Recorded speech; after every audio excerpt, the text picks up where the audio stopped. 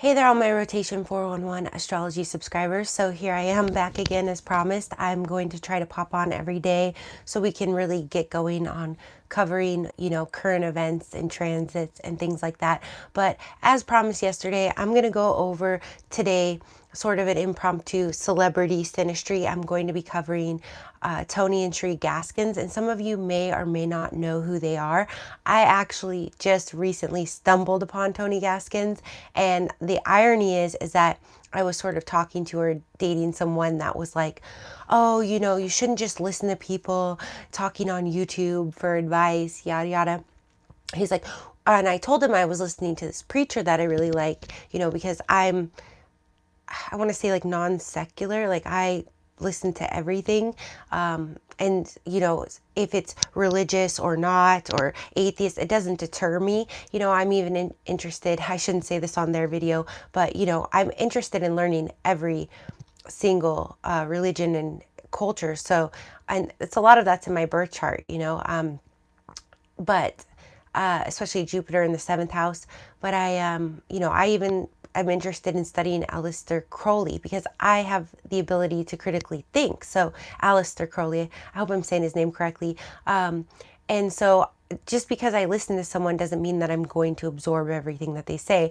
But, Tony Gaskins does have a good message for the modern dating world. And the irony was that my friend that said this to me, he goes, what preacher are you listening to? And it was R.C. Blake's. And I go, he didn't know who that was. So he goes, Tony Gaskins or something. And I go, no, I've never even heard of him, which this was like in the last year.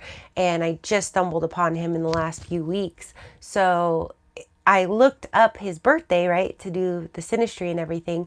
And ironically, the guy who said that to me has the same birthday as Tony Gaskins, which is March 8th. And I have noticed that Pisces especially the men, tend to really not like each other, even though the sun conjunctions are usually good.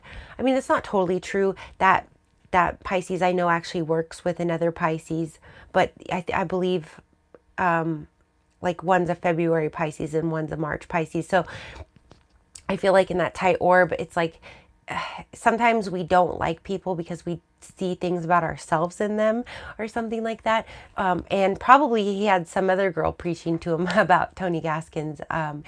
So that might be why he used that as ammo. But one quick thing I want to go over from yesterday's video, if you guys watched, and just so you know, I will be going live every day. It's only little before 1 p.m. quarter till Pacific Standard Time right now, but I'm going to be trying to go live from around 2 to 4 p.m. Pacific Standard Time, hopefully 7 days a week, but we'll see how it goes. So with that being said, it's just easier for me to do this format because it's, when I still have to work on the Scorpio Sun Aries Moon video and finish that up. And then I may just hop in and do the big 144s live with you guys. But anyways, I want to just correct something I said yesterday in the video because I was talking about semi-sextiles, and I was giving 4 examples of men that I've dated in the last decade that have a planet on or near 10 degrees Virgo, and this is semi-sextiling my South Node. And the first one that I said, I stumbled a little bit because Freudian slip, I realized, I guess in that moment, subconsciously, that his sun is near 10 degrees Libra, and I was kind of touching on that as well because that's exactly conjunct my South Node.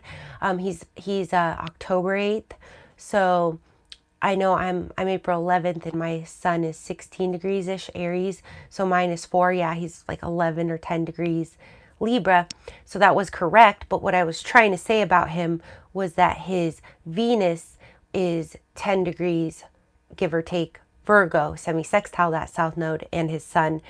And the most recent guy that I dated, his Venus is also 10 degrees Virgo, 10 or 11 degrees semi-sextile his moon conjunct my South Node at 10 or 11 degrees Libra. So, and then the one other one I had kind of mentioned in that, because two of them had their Venus conjunct, or their Venus at 10 degrees Virgo, one his moon and one his sun, the last, let's see. Yeah, like the last 4 guys that I've dated that I took seriously, that I really liked over the last decade. So it has to do with that comfortable energy. They may or may not resonate with my North Node, right? So only one of them, whose moon was 10 degrees Virgo, has like a masculine sun in Leo that could probably handle my packed Aries 7th house with Jupiter and all that there. It's very, masculine energy. There was one other one I sort of slightly mentioned whose North Node is actually around. I printed him out, his birth chart, really nicely, and I kind of have a visual memory. I believe his North Node is around 10 degrees Virgo as well. He's actually the one born March 8th. And then him and the Leo I just mentioned, whose moon's 10 degrees Virgo, have their Saturn, because they're both born in 1979, their Saturn is early degrees Virgo. So, even though it's a wide orb for my moon in Virgo, it still gave a sense of security and stability from them. And, one of them I had Mars square Mars with, so that obviously wasn't going to work. The other one, Mars opposition Saturn. Now, another thing I'll just note while I'm kind of waiting to see if anyone comes in here is, Mars square opposition Saturn, if you watch my other videos, or Pluto, well, definitely Pluto square opposition Saturn, but I have started to see the more and more that I look, right? And it's all about, is it the observer effect? You're just looking for what you want. And we're going to get into that more tomorrow when I talk about this other couple that has been married 50 years that I mentioned yesterday. And if you watch other videos, I also talked about my friend's grandparents that were married forever, my grandparents that were married forever. And today I'll get into a little bit like why those people, especially with Sheri and Tony, I want to get into like why sometimes people meet the right match and why the older generation might have been better about that. And we'll talk about that with them. But tomorrow when we talk about that couple, we'll get a little more into like the malefic deal breakers. Because in oppositions, I am starting to see more and more, not more and more, but if all the other aspects are pretty good and the moons are aligned, and well aspected, and it's not about the other planets, it's moon to moon. That's the most important. You have great sun to moon contacts. That's only going to hold it up for about 4 or 5 years. Like I said yesterday, I just dated a guy whose sun is exactly on my moon, and it, the male is the sun and the feminine is the moon. You would think that would work out. It only worked out for a few months. Square Neptune and Mercury square Neptune. Jupiter square Neptune does work. I do see it in marriages, just like Mercury square Neptune. But it's quite a challenge to get from one to the other. Neptune rules addictions, especially to do with drugs and alcohol. So that can be quite stifling in one of those connections. And when there is a lot of Neptune, you want to be careful that, you're not overindulging, or you didn't meet this person in a bar and now that's what your lifestyle is when you're trying to do productive things. One second, as you guys know, I'm kind of getting over something, so I'm going to clear my throat.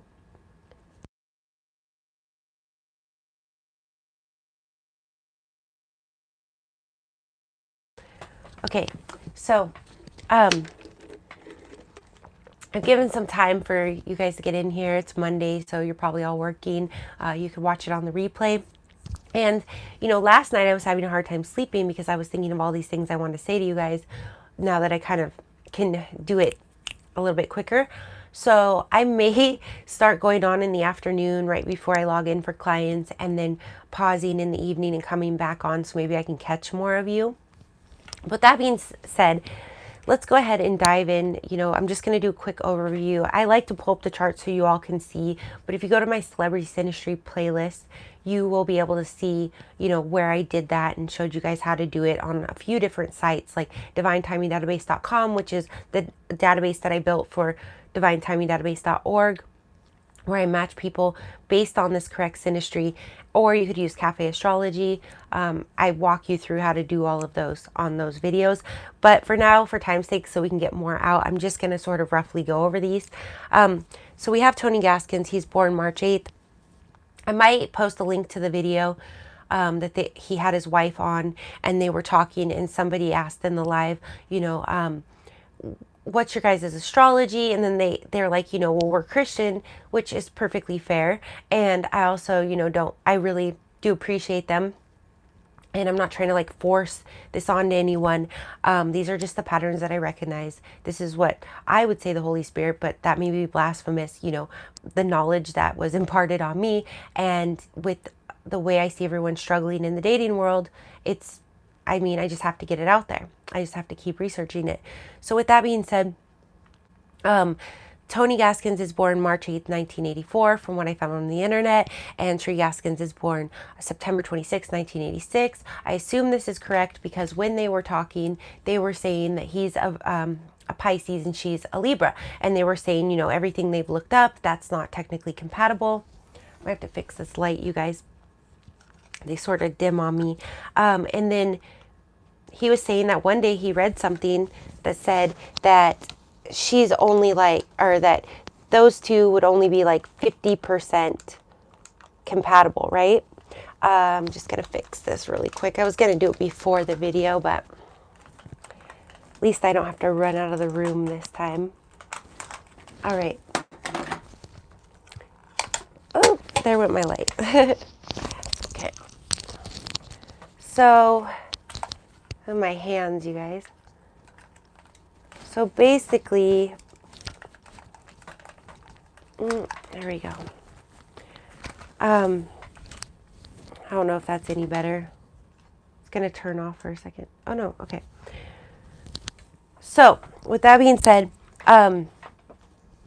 she was like, well, the only thing I can make of it astrologically, and this was pretty wise of her, so she must have studied it a little bit. She's like, I'm near the cusp of Virgo. Now I'm going to check really quick because I wanted to do this.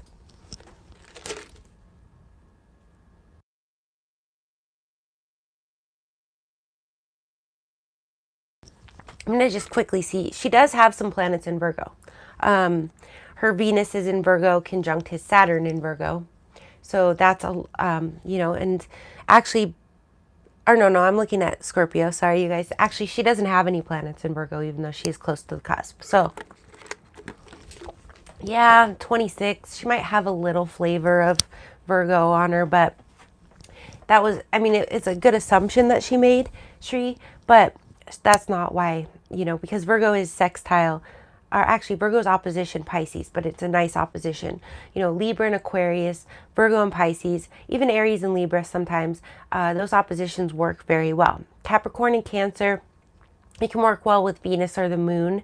I don't see it as often in the suns, because I just feel like Capricorn is way too rigid, and so the sun, like Cancer suns are pretty soft, so I mean, you could see it maybe if like some Cancerian person had like Capricorn on their IC and they were raised in a really strict household, and the Capricorn person gives them a sense of security, but you're not going to see it too much. Anyways, so I'm just going to quickly go over just one by one. First of all, I looked up their moons. Sheri Gaskins' moon, I'm forgetting. Her moon is 100% in the sign of Cancer. Whether I got different conflicting information on her birthplace. I got that she was born in Jamaica and also that she was born in New York. So I ran them both. And either way, her moon is 100% in the sign of Cancer. I don't have the exact degree because we don't have her birth time. And Tony Gaskins' moon is in the sign of Taurus, unless he was in, as the information that I have is he was born in El Paso, Texas. So if that is indeed true, then unless he was born between approximately 10 p.m., maybe right before 10 p.m. and midnight, which is only 2 hours out of 24, right? So it's a low shot. He might have his moon in Gemini. Now, Gemini men do tend to be, I say, not Gemini men so much, even though they are, I don't really see Gemini sun men settle down really unless they're with an air sign either.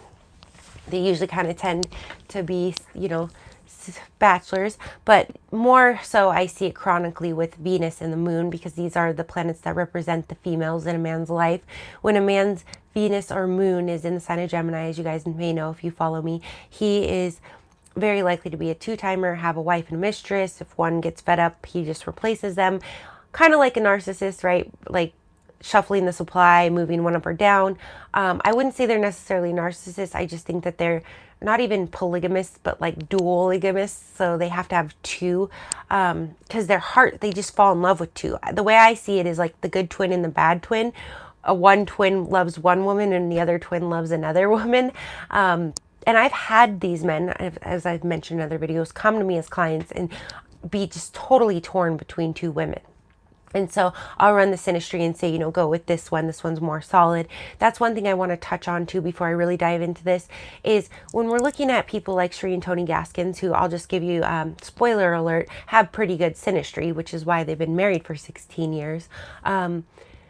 It's like, yes, they came together, it clicked. They did mention that they had a little bit of a fallout when they were first dating. And because his grown boy ways, maybe this was a Gemini moon thing. You know, he does say that he played the game like anybody else. And I do say with Gemini moon men, the only women I see usually tend to be able to get them to settle down and commit are Libra, Aquarius, and Gemini suns. And then whether it works out is going to be based on whether those moons are compatible. So at this point in time, unless their empire is just so big and it really is a cover-up, which I like to believe it's not, if his moon is in Gemini, her moon's in Cancer, they're fronting. Okay, I'm just going to put it out there. But it's a very low possibility that that's happening. His moon is in Taurus, most likely. And yes, Taurus men, especially the sun. You know, my moon's in Virgo, so I attract a lot of Taurus men. Also, my 8th house has Taurus intercepted. So I do attract a lot of Taurus men. They're very sneaky, especially if their moon is in Gemini. So, you know, but they like tradition. You know, at the end of the day, when they grow up, they are going to be very stable, secure, and committed and loyal. Just like, especially female Taurus suns are very loyal.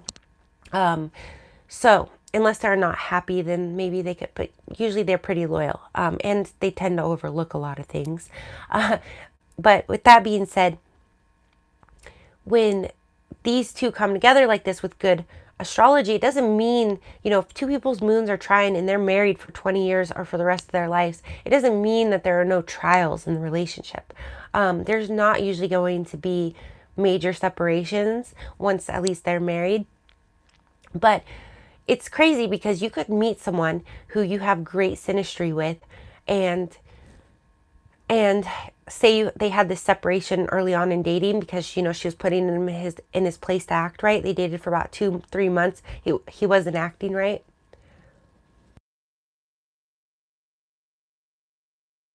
So attractive when I cough. Okay. And they separated, and then he realized she's the one, you know, that synastry clicked, and he was like, oh goodness, like all these other women I've been dating, I don't click with the same. I need to lock this down. And he already had the intent that he wanted to get married. That's just sort of a summary of what they say on their channel. So the issue is, though, you have to give people sometimes that space to realize, especially men, that, you know, how your value, that you're not going to tolerate certain things. But in this modern dating world with all these options, the risk you take in that, and it's a justifiable fear. I was just watching a Tupac video yesterday, and he was saying, you know, fear is greater than love. You do risk that person going off, dating around, and not coming back to you, not because you weren't the best choice for them and they don't realize that at some point, but because they get caught up in some sort of Pluto square Saturn karmic tie. And now they've got to spend 5 years going through a miserable marriage and a miserable divorce.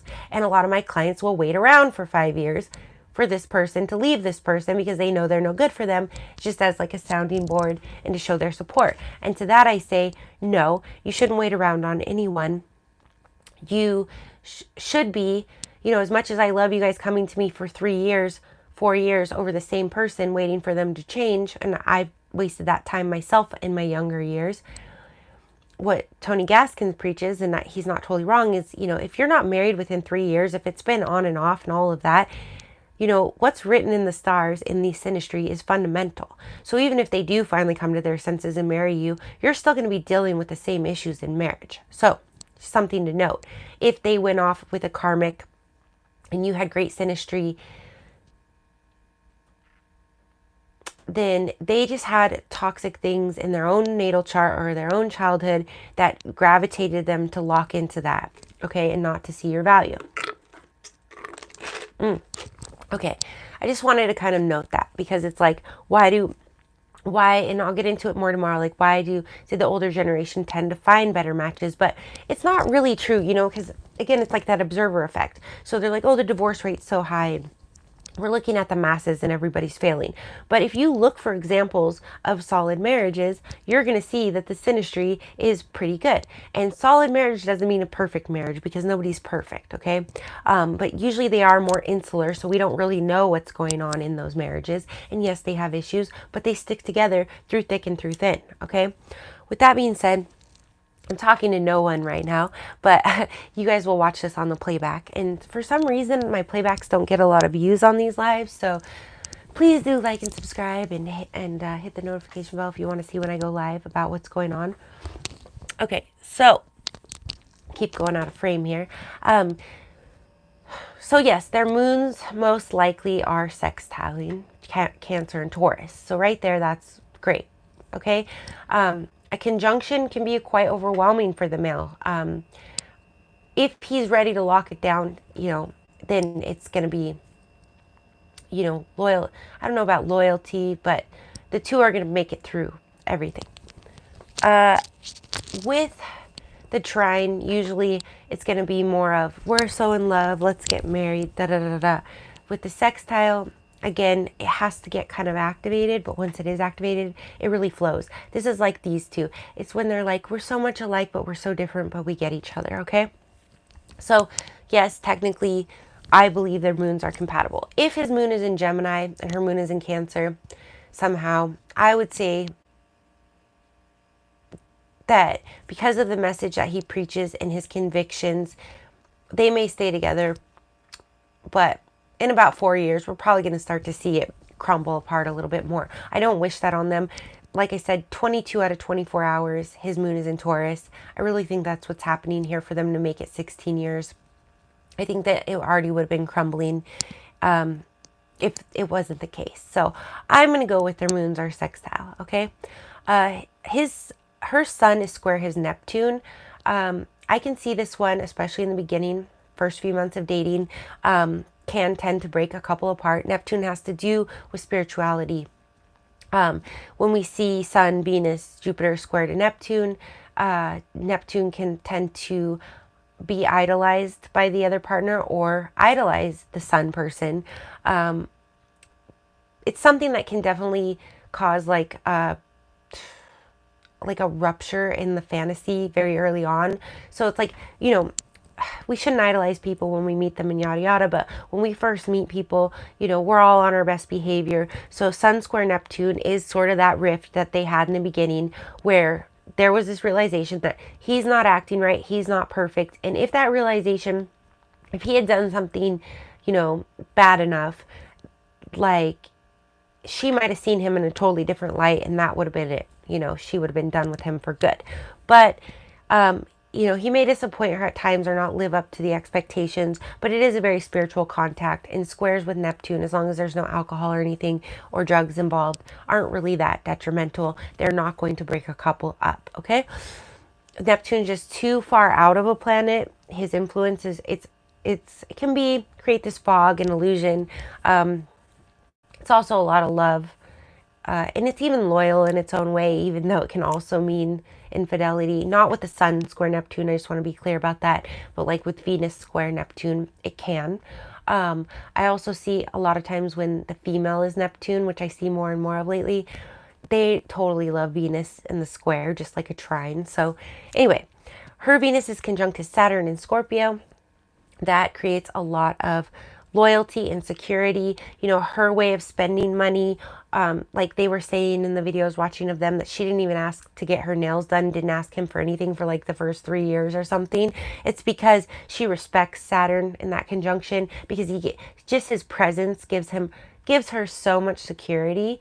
And in a way, it might, kind of like Jupiter would, make her own finances thrive, because it's like, for me, for example, if I go through a breakup and I'm crying for a week, I'm losing money. You know, I'm not able to help my clients. So when you just have that person, Saturn, that gives you security, that's there for the long haul, that gives, you know, that you just know isn't going anywhere, your money tends to thrive. You don't really have to ask Saturn for much. But if you do, even though Saturn rewards you for sacrifice, in a conjunction like this, he sees like what she's putting in, that she, you know, quit going to school and going to be a doctor because her Venus in Scorpio would rather be in the home, in the private life, nurturing and cultivating that, which is very Scorpio energy, like the good side of Scorpio that people don't really see.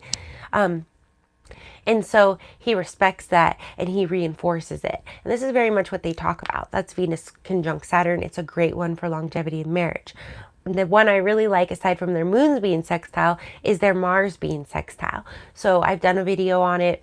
If I get around to it, I'll link it below. But we have, you know, when Mars is conjunct Mars, I'm, you know, like 3 of those people I told you I dated with that planet at 10 degrees Virgo, they had their Mars conjunct to some varying degree, my Mars in Gemini. Now, I have a grand cross. So if you do like the birthday search, I was going to say this yesterday, I was telling you guys, you know, you're only going to get like, if I run 70 years, you're only going to get 1,000 matches. Well, that's not true. I had another client that I just did about a month ago. I ran her. She had like 8,000 matches. She actually was harmonious with like half, you know, because if I do the math, like 8,000 divided by 365, she was actually compatible with like 40% of birthdays in the last 70 years, where I'm compatible with like, I think it's like 1/16 or 1/8 of all the birthdays, getting 1,000 out of 70. So, you know, with my Grand Cross, somebody like that, like if you have some really detrimental aspect that kind of,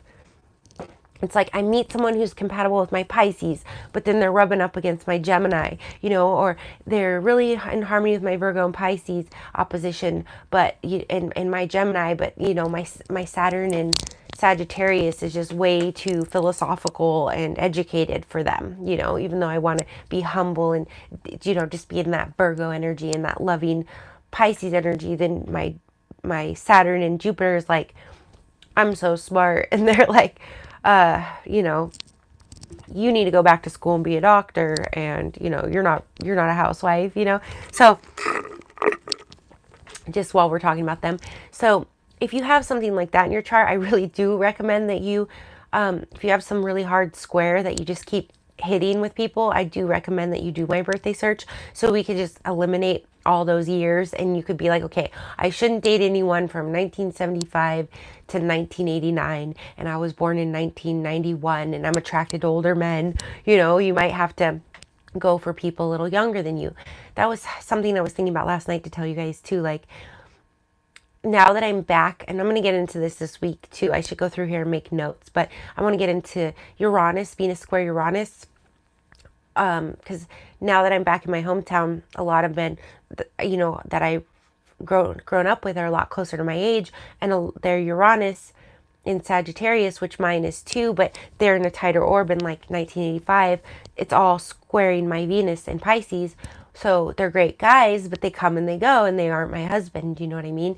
But in LA, I didn't really experience that because I was only dating men born like 1979, early 80s, and even younger than me was all I seemed to attract. I guess 1985 men with their Saturn opposite my Mars, most of them, they just are all settled down, right? And my Mars in Gemini just rebelled against them. So that Mars opposition Saturn, that Venus square Uranus, my husband's most likely not born in 1985, okay? Anyways, I just want to mention that to you guys too. We'll get more into that this week, but let's just go down the list with Tony and Sheri Gaskins.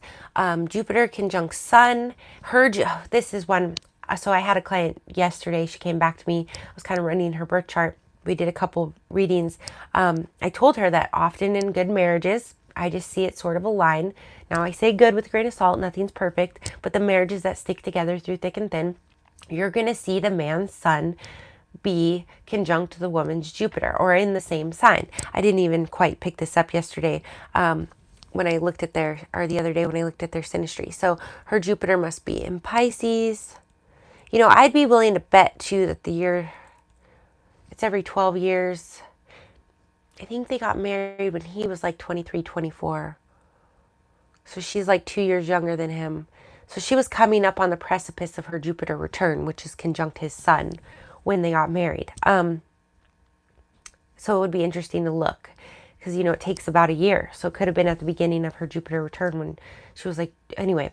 So with that being said, You know, if you want to check that out, like the best time to get married, I have a video on that too. I'll try to link it below.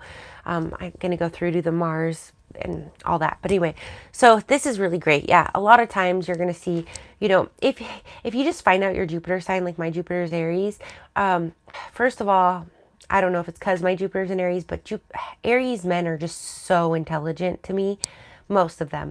There is one I have Mars square Jupiter with that I came up with. He's not very bright, but he did always have his SHIT together. You know, he had a house first, a car first, everything when we were younger. And he did come to me in a serious way at a certain point, but I couldn't take him seriously because his moon is in Gemini, squaring my moon in Virgo. I'd already seen his ways, especially moon in Gemini, right?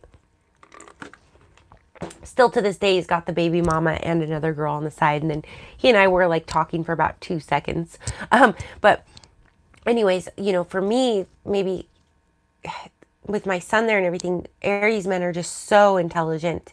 And they're always on the go. Jupiter's also travel. So I have a hard time like really clicking with an Aries man in a domesticated way. You know, the other planets would have to align. But that's the thing. If I meet an Aries man where the other planets are aligning and his sun is conjunct my Jupiter, there you have it. So a lot of times when a man's sun is conjunct a woman's Jupiter, the other planets are aligning somehow. So yes, it is advisable not only to only date based on what's compatible with the same polarity as your moon, or if you know your moon's exact degree, and you can find the guy's birth time, you could go for the semi-sextiles. I wouldn't recommend going for the semi-sextiles. I don't run them through Divine Timing Database unless, you know, you meet someone and it's just happenstance, like David and Victoria Beckham, or the couple we're going to talk about probably tomorrow, that it's just an exact semi-sextile and you're in love and you get married, okay? You really should only be going for people whose moon's in your polarity, which is, you know, the air, you know, just want to throw out there, Aquarius is not a water sign, even though it's a water bear. So air and fire, I'm not going to list them all off. You can Google it. And water and earth. If your moon is in one of those, that's what you want to go for. Also, as a woman, don't write off other men that aren't your Jupiter sign. But if your Jupiter sign is in a, you know, for Sheri, it's in Pisces. Say she was a single woman. When she was 18, she could not have gone wrong by dating a bunch of Pisces men and running into Sheri Gaskins, okay? So, yes, but if you are your Jupiter's in Pisces and you meet a Taurus, you know, especially with your moon in Cancer and say he's a double Taurus, that could be just as good of a match for her, depending on the other aspects. So, don't write off other signs, but yes, if you're going to go like on a stupid dating app and you're going to just look at the zodiac sign, the ones that list it, yeah, go for it. Go date every guy that's got your Jupiter, but probably not. Probably run the Synastry. Probably come to me and run the Synastry before you do that, or just submit to divinetimingdatabase.org. Get people in there. Who knows? Your neighbor down the street who you have a crush on could be the one for you, and yet he's never made a move, and you just start spreading the word, and somehow y'all end up in the Divine Timing Database, and you do the Talkify thing, and you realize, oh, you're my neighbor down the street, and it's reinforced by the fact that the Divine Timing Database matched you. You know what I'm saying? Now, there was another tangent I wanted to get into, my light's dimming now, about my Jupiter in my 7th house, because I attract a lot of really high status mates with that Jupiter in the 7th house. I'll get into it this week when I remember. But yes, you cannot go wrong going for your Jupiter. It's very benefic. Her Jupiter's conjunct his Mercury, so she expands his mind, and you can see that, you know, when they're talking in this video. It's really cute. I'll link it. Her Jupiter square his Uranus, so as time goes by, you know, and you could tell that they have very different backgrounds. As he was saying, not very different, like they're both Christian, but, you know, she grew up Jamaican, there was a little more alcohol, and he, you know, he grew up in more of a strict Christian household. So they have different philosophies, but at the end of the day, they align well enough that, yeah, when they're freaking, excuse my language, 70 years old, yeah, I mean, they might be on totally different things. Like he might go, and he says he likes to study all the religions, like Buddhism and stuff, which is very Pisces of him. Probably other placements in his chart. So, you know, with her Jupiter in Pisces conjunct his sun, you know, she might keep him from veering off into left field. She might even get slightly annoyed, like he's reading a book on Buddhism and he's just, you know, his Uranian mind, let's just say, Uranus doesn't really rule the mind, but he might just be exploring something, sort of like, and you could see that actually in their video, and she brings him back to center. Now that could get more annoying over the years. They may end up just not discussing when he's going to go read a book on some weird philosophy. She may just be like, keep it to yourself, you know. But for the most part, I don't think it's going to break them up when they have such solid Mars synastry, Mars sextile Mars. You really can't go wrong with Mars sextile trine. Conjunction can get a little tricky because it can almost act like a square. Sometimes it's got the good and the bad. I'll get back to you guys on that. I'm still researching it, but it's a pretty, you know, intense aspect. But I'm going to say in a sextile or trine, it's going to be a little bit easier, and it's definitely an ally thing. I believe their Mars is even, I thought they even had Mars conjunct Jupiter, but that's another good one I see. Or Saturn conjunct Mars is really good for stability, but that's sort of like her Venus conjunct his Saturn.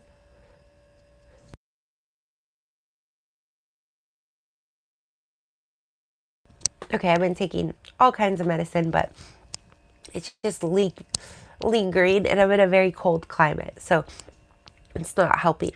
I'm going to wrap this up with their generational planets, their slower planets. His Mercury square her Uranus, so sometimes the communication could be a little erratic, but this can stimulate their minds. And with her Jupiter conjunct his Mercury, that's going to smooth that out a lot. They have Neptune conjunct Neptune, so at the end of the day, they really do share the same spiritual ideals and values in a very spiritual way. So Jupiter would be more the religious, and they have really good Jupiter conjunct Sun, Jupiter conjunct Mercury. His Sun is conjunct his Mercury now, I believe. Let me see. I had this with a client too. Yeah. So this in Pisces. So this is why it's a good career for him to just speak on, like, you know, religious philosophy and applied it to life, the everyday Mercury. Okay. I was just telling a client that yesterday, and I didn't even see that about Sheri Gaskins, that she's going to make her money with her Sun conjunct Mercury. It was a wide orb on her second house cusp, empty second house.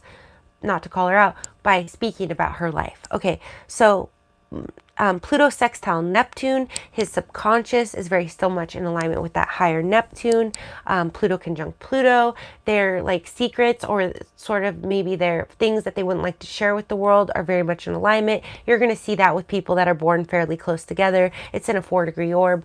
Probably one of theirs is retrograde or something. That's why it's like that. And this is another really good one, and I should get more into this maybe next week. I'll get more into Lilith again. I need to order some books on it, so I'm going to put the donation links below if you guys want to donate, and I can order some books on Lilith. But his Venus is trining her Lilith, so his ideal woman is Venus, right? And trining her Lilith means her bad girl side, or the side of her that maybe isn't a perfect housewife. He can embrace it. It's kind of like Venus trine Venus, which is like strong love. But with Venus trine Lilith, it's like he said, like she curses and she grew up drinking wine. And these would be like the dirty or the bad sides, right, of her. I don't want to say of her, but like Lilith is, you know, your things like that maybe aren't the most clean things. And even though they're, you know, living to this higher standard and these ideals of Neptune and Jupiter very well, and their personal planets are very much in alignment and in sync, you know, he's able to accept and even embrace those sides of her which may not be to those ideals. You know, it's kind of like behind closed doors. He says sometimes, you know, that like he lives a good life behind closed doors, but he's able to accept maybe the flaws of hers, flaws I say, or the things that maybe in another woman, if they didn't have other good aspects and live to these high Jupiter and Neptune ideals and have, you know, great physical compatibility and emotional compatibility, say Venus square Lilith, if it was a square, not a trine, he may not be willing to accept. Or let's say they had all this good stuff like they do and it was in a square. He may sometimes have some sort of resentment or contempt towards her for certain things like that, which he obviously doesn't. It's in a trine. So they have beautiful synastry. They can think, you know, the world or them can think that they're not compatible because, you know, Pisces doesn't technically go with Libra. I'm not sure if I mentioned this at the beginning of the video, but I did write a comment. You know, Venus is the ruler of Libra and Taurus, but Libra, and also his moon in Taurus, and is exalted in Pisces. So there is harmony there between Libra and Pisces. You can see they operate very differently. You know, she's very outspoken. He talks a lot too, but he you know, Pisces is the culmination of all 12 signs. It's sort of like the last life, so to speak. So he's trying to speak wisdom and knowledge, like he says all the time. And, you know, she may be just a little more like blunt about things, and he may try to smooth it over and be a little more charming. You know, certain signs are more connotated with charm. Libra actually can be. Libra can be very charming too. But once you get to know them, they can be very blunt and bossy. Whereas a Pisces is more likely going to kind of have perfected that and be able to hide it a little more. Or, you know, when she's being kind of blunt and bossy, he's able to kind of smooth it out. But, and you could kind of see that in their interactions too. But really, that's the only real downside. And in the suns, with the moons and especially Mars being compatible, it's not going to be an issue because, again, there's not a lot of like conflict there, or it's handled in a very jovial way, especially with all the Jupiter that's well aspected. So anyway, I'm going to get on for the next, you know, few weeks every day, 15 minutes to an hour a day. Probably going to wrap it up here right under 45. So if you guys want me to talk about anything, I obviously mentioned a few things. I'm going to go list them off. So I'll be popping on. My light's dying again. And, you know, if there's anything you want me to touch on, you know, once I kind of run out of ammo here, if that ever happens, then, or at least once a week, I might pick a day. I really want to get into like the current transits, because I'm just not great at that anyway. Like I get on and I look at the transits and I'm like, oh my gosh, all this stuff is going on. And then I start attaching it to everything. But it takes a lot of brain power. Like it can drain my battery really quick because of all of the interconnections that I make. And then it makes me have to go research. I think I just went to visit my friend the other day. He just got a brand new house, and I haven't seen him. It's funny, most of the people that I connect with in my hometown are people that I saw when I was in SoCal, you know, like it's like that vibration. The people that were able to meet me there meet up with me here, and a lot, but the people that weren't, I don't see here either. But he basically, I got his birth time finally. I think I came back for my South Node just to collect birth times of people that I know really well. But there was something, well, I was surprised that his Mars is actually conjunct my moon in Virgo. And I have another good platonic male friend that's like in love with me, wants to marry me. I think he does affirmations and thinks that he's going to manifest it. And if anything, it just creates more friction and resentment. I'm like, you're holding me up, bro. Like you're sitting here trying to manifest. So he's always there for me, and it's just frustrating. But his Mars is somewhat loosely conjunct my moon, and Mars, a man's Mars, I mean, I see it a lot with women's Mars on a man's moon, especially lately. My clients coming to me, and I had that with my high school sweetheart, my Mars in Gemini. I've dated a few moons in Gemini, which is how I know them so well, which is square my moon in Virgo, why it didn't work. But my Mars on their moon makes it where I was, you know, really drawn to them. They were drawn to me, but the male-female gets a little flipped, right? Because the moon is feminine. So it's better when a man's Mars is on your moon. So I was like surprised because this friend of mine, his Mars is on my moon. He's just this bachelor type. He's a Libra also. And his sun's probably somewhat conjunct my South Node. I don't think he had any planets in early Virgo, though, with that semi-sextile. So, but I never took him seriously because he was just a playboy. Like he dated a few of my friends, and I never take a man seriously that dated a few of my friends. So, but I was surprised his moon's actually in a high degree of Scorpio, sextile my moon in Pisces. So I'm like, maybe there was something here. His Mars on my moon. Maybe he was always pursuing me, and my friends liked him, and I never go for the ones my friends like because I won't compete. I'll drop out.